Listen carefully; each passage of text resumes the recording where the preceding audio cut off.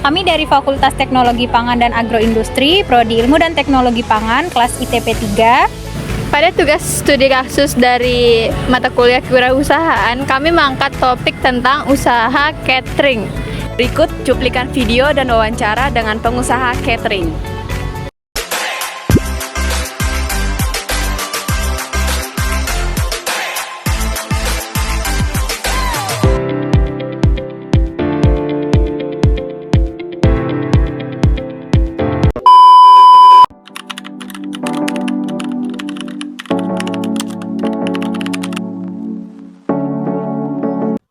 Ini tuh punya ibu saya. Ibu saya tuh awalnya karena hobi memasak, jadi dia tuh sering buat kue, sering buat makanan. Lalu banyak yang suka sama makanannya. Akhirnya dia mulai lah terima pesanan makanan dari teman dekatnya, kantornya, teman arisannya, atau teman-teman anaknya gitu.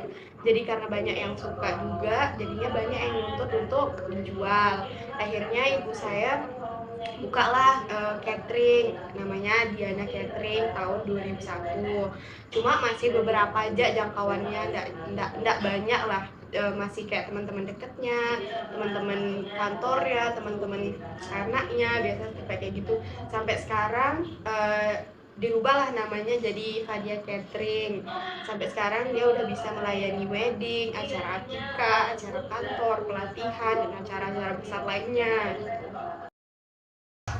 Jadi kayaknya motivasi ibu saya ya, kayak motivasi ibu saya tuh dia tuh bergelut di bidang makanan tuh karena berjualan aneka makanan tuh bakal terus dicari gitu sampai kapanpun gitu. Terus sesuai perkembangannya zaman dan hasilnya juga menjanjikan. Yang penting kita komitmen dengan konsep-konsep yang sudah kita buat. Itu aja sih kayaknya buat motivasinya. Terus kalau perubahan dan tindakan penting yang pernah dilakukan? Kayaknya sih perubahan dan tindakan penting yang pernah ibu saya lakukan dan saya gitu, karena saya juga mau mengelola bisnis ini. Karena dari zaman dulu ke zaman sekarang, yang dulu ibu saya masih belum tahu tentang promosi atau bagaimana sih memasarkan supaya lebih luas kayak sekarang gitu. Jadi kan perubahannya yang sampai tindakan yang diambil sampai sekarang tuh dia bisa mempromosikan lewat media sosial sih, supaya banyak yang kenal usahanya.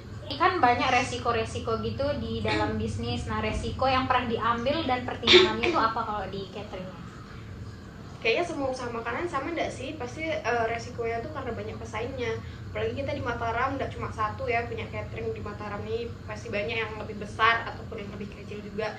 Jadi ya resikonya pasti pesaingnya sih. Terus dari segi kadang bahan bakunya yang mahal gitu, jadi enggak sesuai dengan harga yang sudah kita tetapkan gitu, atau enggak yang bahan baku atau makanan yang udah kita buat tuh enggak tahan lama. Apalagi saya tuh sering mendapat klien-klien yang jaraknya tuh jauh, misalkan di Gili, yang harus menyeberang laut gitu. Jadinya resikonya tuh kadang makanan ya udah nggak fresh lagi gitu loh, yang maksudnya yang tidak seenak pas langsung kita sajikan. Itu aja sih. Kepemimpinan dan etika bisnisnya bagaimana? Jadi kita tuh di sini sistemnya dalam usaha ibu saya tuh kekeluargaan gitu. Jadi dari owner, pegawai, supir sampai semua yang bekerja di sini tuh sebenarnya itu keluarga saya sendiri, dan menantu ibu saya. Jadi itu ibu saya angkat menjadi pekerja catering ini dan merintis sebagai jalan juga merintis usaha keluarga. Namun dalam penggajian atau pembayaran tetap mengacu pada aturan yang ditentukan dan sesuai keuntungan yang didapat setiap bulannya. Lalu pemasaran dan strateginya juga gimana? Kalau buat pemasaran yang kayak saya bilang tadi ya, karena dari zaman dahulu ke zaman sekarang ibu saya tuh masih belum ngerti soal media sosial buat mempromosikan usahanya. Jadi semua itu kita yang pegang, anak-anaknya yang mulai membuat akun Instagram, akun TikTok, terus mulai ada adminnya sendiri. Kita mulai buat video, atau setiap ada makanan yang udah selesai itu selalu kita foto dan kita upload, nah gitu. Jadi itu cara kita buat promosiin, jadi kayak oh tahu nih ini ada catering gitu. Terus juga yang dari pelanggan yang biasanya dari mulut ke mulut, kok udah yang pernah coba catering kita biasanya suka menyebarluaskan kalau catering ini enak. Kayak gitu sih kalau buat pemasarannya. manajemen keuangan dan pembiayaan usahanya itu seperti apa?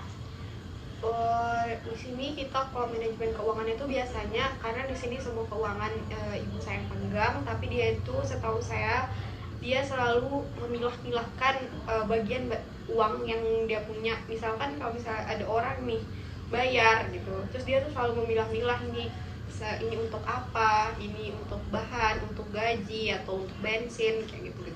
Dia selalu milah-milah sih untuk biayanya. Terus dia selalu terus juga untuk beli bahan kita selalu catat dulu apa yang harus kita beli biar tidak selalu over budget dari apa yang udah disiapkan gitu. Nah, terakhir rencana bisnis di masa depannya itu kayak gimana? Rencana bisnis di masa depan keluarga saya ya, karena ini sebenarnya bisnis keluarga.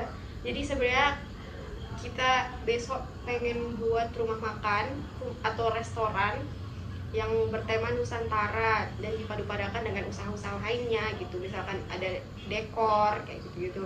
Jadi karena emang ibu saya tuh pengen banget punya restoran makanan gitu. Jadinya biar orang yang makan itu nggak harus mesen dulu, biar bisa langsung gitu loh ke tempatnya, nggak harus kayak mesen catering dulu gitu. Itu aja sih. Sekian cuplikan wawancara tugas studi kasus dari kelompok kami. Wassalamualaikum warahmatullahi wabarakatuh.